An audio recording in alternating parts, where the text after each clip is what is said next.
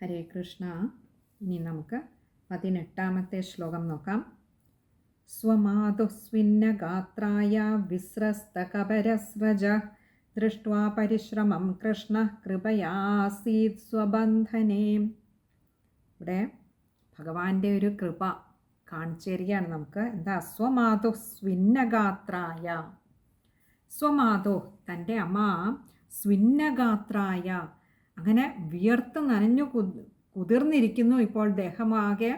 അമ്മ എത്ര നേരവും തൻ്റെ പിന്നാലെ കിടന്നോടി, കഴിഞ്ഞില്ല. അതിനുശേഷം തന്നെ പിടിച്ചപ്പോഴും ഒരു കയറെടുത്തു, 2 കയറെടുത്തു. ഈ കയറെടുക്കുവാൻ വേണ്ടിയിട്ടായി പിന്നെ അമ്മയുടെ ഓട്ടം. ഇത്രയും നേരവും തന്നെ പിടിക്കുവാനായിരുന്നുവെങ്കിൽ, തന്നെ കിട്ടിക്കഴിഞ്ഞപ്പോൾ തന്നെ ബന്ധിക്കുവാനുള്ള കയറെടുക്കുവാനായി അമ്മയുടെ ഓട്ടം. ആ ഓട്ടത്തിൽ പിന്നെയോ ഓരോ കയറും എടുത്തിട്ട് വരുമ്പോഴും അമ്മ കിണഞ്ഞു പരിശ്രമിച്ചിട്ടും തന്നെ ബന്ധിക്കുവാനാകാത്തതിൻ്റെ ഒരു വിഷമം. ഇങ്ങനെ പിന്നെ ആ വിഷമഘട്ടത്തിൽ നിൽക്കുമ്പോൾ അത്യാശ്ചര്യകരമായിട്ടുള്ള ഒരു കാര്യമാണ്, തൻ്റെ ഉണ്ണിയെ ഇത്രയും കയറെടുത്തിട്ട് വന്നിട്ടും ബന്ധിക്കുവാൻ കഴിയാത്ത ഒരു അത്ഭുതമുണ്ട്. അതേസമയം മറ്റു ഗോപസ്ത്രീകളുടെ ഒരു കളിയാക്കലും ഒക്കെ കൂടി ആയപ്പോൾ അമ്മയാകെ വിയർത്ത് കുളിക്കുവാൻ തുടങ്ങി. അങ്ങനെ സ്വിന്നഗാത്രായ വിയർത്ത് നിൽക്കുന്ന ആ അമ്മയെ വിസ്രസ്ത കപരസ്രജഃ, വിസ്രസ്ത അഴിഞ്ഞു വീണ കപരസ്രജഃ തലമുടിയിൽ നിന്ന്. അങ്ങനെ ആ മാലയൊക്കെ മുടിയൊക്കെ അങ്ങോട്ട് അഴിഞ്ഞു. ഇത്ര നേരത്തെ കഠിന പ്രയത്നം കൊണ്ട് ഭഗവാനെ ബന്ധിക്കുക എന്ന് പറയുന്നത് ഒരു ചെറിയ കാര്യമല്ല. അതിന് വളരെയേറെ പരിശ്രമം ആവശ്യമുള്ള ഒരു കർമ്മമാണ്. അത് ചെയ്ത് അമ്മയാകതായിപ്പോൾ പരിക്ഷീണിതയായിരിക്കുന്നു. അങ്ങനെയുള്ള ആ അമ്മയുടെ അതിനിടയിൽ ഭഗവാനെ ബന്ധിക്കുവാനുള്ള പാച്ചിലിനിടയിൽ തൻ്റെ മുടിക്കെട്ട് അഴിഞ്ഞു പോയതൊന്നും അമ്മ അറിഞ്ഞില്ല. അങ്ങനെ അഴിഞ്ഞു വീണ ആ മുടിക്കെട്ടിൽ വിസ്രസ്ത കപരസ്രജഃ, അതിൽ നിന്നങ്ങനെ ആ മുടിയിൽ കെട്ടിയിരുന്ന ആ പൂമാല അങ്ങനെ തൂങ്ങിക്കിടക്കുന്നുണ്ട്. പിന്നെയോ ദൃഷ്ട്വാ പരിശ്രമം കൃഷ്ണഃ, ദൃഷ്ട്വാ കണ്ടിട്ട്, എന്ത്? പരിശ്രമം, തന്നെ ബന്ധിക്കുവാനുള്ള അമ്മയുടെ ഈ ഒരു കഠിന പ്രയത്നം കണ്ടിട്ട് കൃഷ്ണഃ, ആ ശ്രീകൃഷ്ണ ഭഗവാൻ കൃപയാസീത് സ്വബന്ധനെ, കൃപയാ ആസീത്, കൃപയാ കരുണയോടുകൂടി ആസീത് നിന്നുകൊടുത്തു. എന്തിന്? സ്വബന്ധനെ, തന്നെ അങ്ങോട്ട് ബന്ധിക്കുവാനായി ഭഗവാൻ നിന്നുകൊടുത്തു. ഇപ്പോൾ ഇത്രയും ആയപ്പോൾ നോക്കൂ, ഇവിടം വരെ എത്തി. അതായത് ഞാനെന്നും എൻ്റേതെന്നുമുള്ള ഭാവത്തിൽ എത്രമാത്രം കിണഞ്ഞു പരിശ്രമിച്ചിട്ടും ചെയ്യാൻ കഴിയാതെ പോയത് ഭഗവാന്റെ കൃപയൊന്നുകൊണ്ട് ഇപ്പോൾ ഈ അമ്മയ്ക്ക് സാധിക്കുകയാണ്. എന്ത് കർമ്മവും ഭഗവാന്റെ കൃപയൊന്നുണ്ടെങ്കിൽ മാത്രമേ അത് ഒരു ശുഭപര്യവസായിയായി മാറുകയുള്ളൂ. ഇല്ലെങ്കിൽ നമ്മൾ പരിശ്രമിച്ചുകൊണ്ടേയിരിക്കും, ഫലം വേണ്ട വിധത്തിൽ എത്തുകയുമില്ല. അപ്പോൾ ഭഗവാനെ അവിടുത്തെ ഒരു കൃപയുണ്ടായതുകൊണ്ട് അവിടുത്തെ ആ ഒരു വീക്ഷണം, അവിടുത്തെ ആ ഒരു കൃപാകടാക്ഷം ആ അമ്മയിൽ ചൊരിഞ്ഞപ്പോൾ അവിടുന്ന് കണ്ടിരിക്കുന്നു അമ്മയാകെ വിയർത്ത് കുളിച്ച് അമ്മ വല്ലാതെ ക്ഷീണിതയായിരിക്കുന്നു. അമ്മയ്ക്ക് ഒട്ടും തന്നെയും ഇനിയും ഒരു കെൽപ്പില്ലാതെയായിരിക്കുന്നു, അത്രമാത്രം അമ്മ ക്ഷീണിച്ചിരിക്കുന്നു എന്ന് കണ്ടപ്പോൾ അവിടുത്തെ എന്നിട്ടും ഇത്രയേറെ പരിക്ഷീണിതയായിരുന്നിട്ടും തന്നെ ബന്ധിക്കുന്നതിന് ആ അമ്മയുടെ പരിശ്രമം വിട്ടുകളഞ്ഞില്ല അമ്മ. വീണ്ടും വീണ്ടും വീണ്ടും ശ്രമിച്ചുകൊണ്ട് തന്നെ ഇരിക്കുകയാണ്. പക്ഷേ ഇപ്പോൾ അഹവും മമ എന്ന വികാരവും, ആ 2 ഭാവങ്ങൾക്ക് ഒരു ക്ഷീണം സംഭവിച്ചിരിക്കുന്നു. കാരണം തൊട്ടു മുൻപുള്ള ശ്ലോകത്തിൽ പറഞ്ഞു വിസ്മയം പൂണ്ട് നിൽക്കുകയായിരുന്നു. അതായത് തൻ്റെ കഴിവിന് അതീതമായിട്ടാണ് പലതും ഇവിടെ നടക്കുന്നത് എന്ന് ആ അമ്മ തിരിച്ചറിഞ്ഞിരിക്കുന്നു. അങ്ങനെ വന്നപ്പോൾ അമ്മയ്ക്കാകെ വിസ്മയമായി. അങ്ങനെ വിസ്മയം പൂണ്ട് നിന്നപ്പോൾ, അതായത് അമ്മയ്ക്ക് ബോധ്യപ്പെട്ടിരിക്കുന്നു എൻ്റെ കഴിവുകൊണ്ട് എനിക്ക് ഈ ഉണ്ണിയെ ബന്ധിക്കുവാൻ കഴിയില്ല, ഞാൻ എത്ര ശ്രമിച്ചാലും എനിക്കതിന് സാധിക്കില്ല എന്ന് മനസ്സിലായപ്പോൾ അമ്മ വീണ്ടും പരിശ്രമിച്ചുകൊണ്ടിരുന്നു. അങ്ങനെ എത്ര ക്ഷീണിതയായിട്ടും ഭഗവാനെ അവിടുത്തെ നേടുന്നതിനായിക്കൊണ്ട് ആ അമ്മയുടെ പരിശ്രമം കണ്ടപ്പോൾ ആ കൃഷ്ണനുണ്ണിയുടെ മനസ്സലിഞ്ഞു. ഉണ്ണി സ്വയമേവ അങ്ങോട്ട് നിന്നുകൊടുത്തു. പാവം അമ്മ ഇനിയും കഷ്ടപ്പെടണ്ട എന്ന് കരുതിയിട്ട് സ്വയം ബന്ധിതനാവാൻ നിന്നുകൊടുത്തു. അങ്ങനെ അവിടുത്തെ ആ ഒരു കൃപ കൊണ്ട് ഭഗവാനെ അമ്മയ്ക്ക് അതിന് കഴിഞ്ഞിരിക്കുന്നു. എത്ര കയറുകളാ അമ്മ എടുത്തു. നമ്മളും എത്രയെത്ര മാർഗങ്ങൾ സ്വീകരിക്കുന്നുണ്ട് ഭഗവാനെ ലഭിക്കുന്നതിനായിക്കൊണ്ട്. ഒന്നിനു പിന്നാലെ മറ്റൊന്നിങ്ങനെ കൂട്ടിക്കെട്ടി കൂട്ടിക്കെട്ടി കൂട്ടിക്കെട്ടി നമ്മളും പരിശ്രമിച്ചുകൊണ്ടേയിരിക്കുകയാണ്. ഒടുവിൽ എല്ലാം ഭഗവാനിങ്കൽ സമർപ്പണമായി ചെയ്യുന്ന നിമിഷം ഭഗവാൻ സ്വയം നമുക്ക് പ്രാപ്യനായിത്തീരുന്നു. അതുവരേക്കും തൻ്റെ കർമ്മങ്ങളിലെ അമിതമായ വിശ്വാസം, ഒരു അഹങ്കാര ബുദ്ധി, തൻ്റെ കഴിവുകൊണ്ടാണ് ഇതൊക്കെ നടത്തുന്നത് എന്നുള്ള ചിന്ത, അത് നമുക്ക് തന്നെ ദോഷമായി വരും. മറിച്ച് ആ ദോഷബുദ്ധി ക്ഷീണിക്കുമ്പോൾ ഭഗവാൻ തൻ്റെ കൃപാകടാക്ഷം ചൊരിയുകയായി. ഇവിടെയും നമുക്ക് തോന്നാം, ഇത്ര നേരം അമ്മ കഷ്ടപ്പെട്ടിട്ടും എന്തേ ഭഗവാൻ ഇത്ര നേരമായിട്ടും ഇതീ ഒരു കൃപാകടാക്ഷം മുൻപേ ചൊരിയാമായിരുന്നില്ലേ?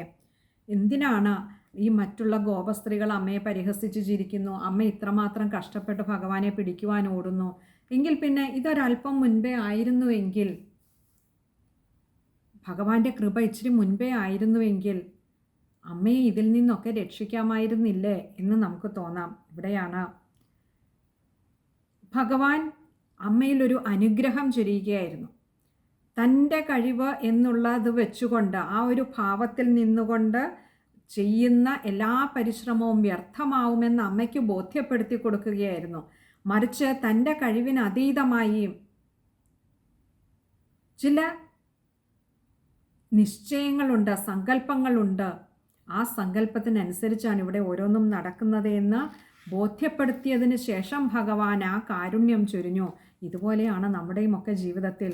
നമ്മളൊക്കെ പല പ്രശ്നങ്ങളും വരുമ്പോൾ വല്ലാതെ ദുഃഖസാഗരത്തിൽ കിടന്ന് തുഴയാറുണ്ട്. എങ്ങനെയെങ്കിലും മറുകര പറ്റാൻ കിടന്ന് പരിശ്രമിക്കാറുണ്ട്.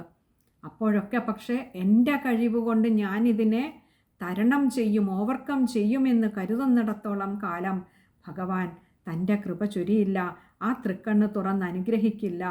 ഭഗവാന്റെ ആ ഒരു കടാക്ഷം ഒന്ന് ഏൽക്കണമെങ്കിൽ, ഭഗവാനെ ഈ ദുഃഖവും നിൻ്റെ നിശ്ചയമാകാം, നിൻ്റെ ലീലയാകാം, ശരി അവിടുത്തെ സങ്കല്പം പോലെ നടക്കട്ടെ, കൈവിടാതെ നീ എനിക്ക് തുണയാകണമേ, എൻ്റെ കയ്യിൽ പിടിച്ചുകൊള്ളണമേ, എൻ്റെ കയ്യിൽ പിടിച്ച് നീ നേരായ വഴി കാണിച്ച് നേരായ വഴിക്ക് നടത്തണമേ എന്ന് ഭഗവാനോട് അപേക്ഷിച്ചാൽ ഭഗവാൻ അത് ഉറപ്പായിട്ടും ചെയ്തു തരും. ഇവിടെയും ആ കയ്യിൽ പിടിച്ചുകൊണ്ടിരിക്കുകയാണ് യശോദാമ്മ ഉണ്ണിയെ കെട്ടാൻ. പക്ഷേ അപ്പോഴും തൻ്റെ കഴിവ് കൊണ്ട് താൻ കെട്ടുമെന്നാണ് ധരിച്ചത്.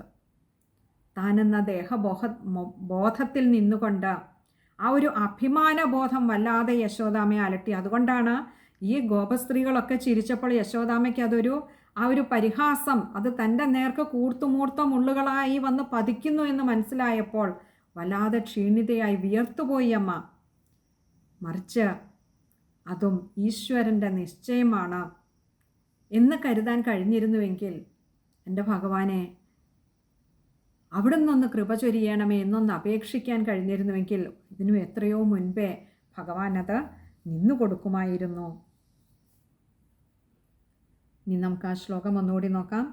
സ്വമാതുസ്വിന്നഗാത്രായ വിസ്രസ്തകപരസ്രജ ദൃഷ്ട്വാ പരിശ്രമം കൃഷ്ണ കൃപയാസീത് സ്വബന്ധനേ.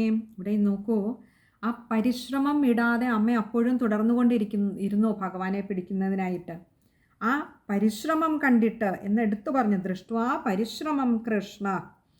നമ്മളുമൊക്കെ ശ്രമിച്ചുകൊണ്ടേയിരിക്കണം. നമ്മളൊക്കെ പലപ്പോഴും എന്തെങ്കിലും ഒരു പ്രതിബന്ധം വന്നാൽ പെട്ടെന്ന് തളർന്നു പോകുന്നവരാണ്. അപ്പോൾ ഈ ഈശ്വര വിചാരമൊക്കെ പലപ്പോഴും ഒന്ന് വിട്ടു നിൽക്കാറുണ്ട്. അല്ല, അപ്പോഴുമൊക്കെ ഈശ്വരനെ ബന്ധിക്കുവാൻ, ഭഗവാനെ കിട്ടുവാൻ, ആ ഉണ്ണിയെ നമ്മുടേതാക്കുവാൻ ശ്രമിച്ചുകൊണ്ടേയിരിക്കുക. അങ്ങനെ ശ്രമിച്ചുകൊണ്ടിരുന്നാൽ അത് കാണുന്ന ഭഗവാൻ നമ്മളെ ഭഗവാന്റേതാക്കി മാറ്റും. അതാണ് ഇവിടെ പറഞ്ഞത്. ഇനി അടുത്ത് ആ ശ്ലോകം വായിക്കുമ്പോൾ ശ്രദ്ധിക്കേണ്ട കാര്യങ്ങൾ, സ്വമാതു അവിടെ വിസർഗമുണ്ട്. അതുപോലെ വിസ്രസ്ത കപരസ്രജ അവിടെയും വിസർഗമുണ്ട്. പിന്നെ അടുത്ത് ദൃഷ്ട്വാ പരിശ്രമം കൃഷ്ണ, കൃഷ്ണ എന്ന് പറയുന്നിടത്ത് വിസർഗമുണ്ട്, അതും ശ്രദ്ധിക്കുക.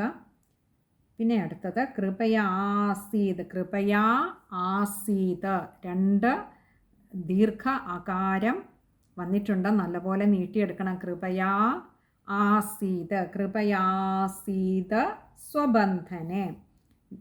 ഇത്രയും കാര്യങ്ങളാണ് ആ ഒരു ശ്ലോകത്തിൽ ശ്രദ്ധിക്കുവാനായിട്ടുള്ളത്. ഇനി അടുത്തത് 19ാമത്തെ ശ്ലോകമാണ്.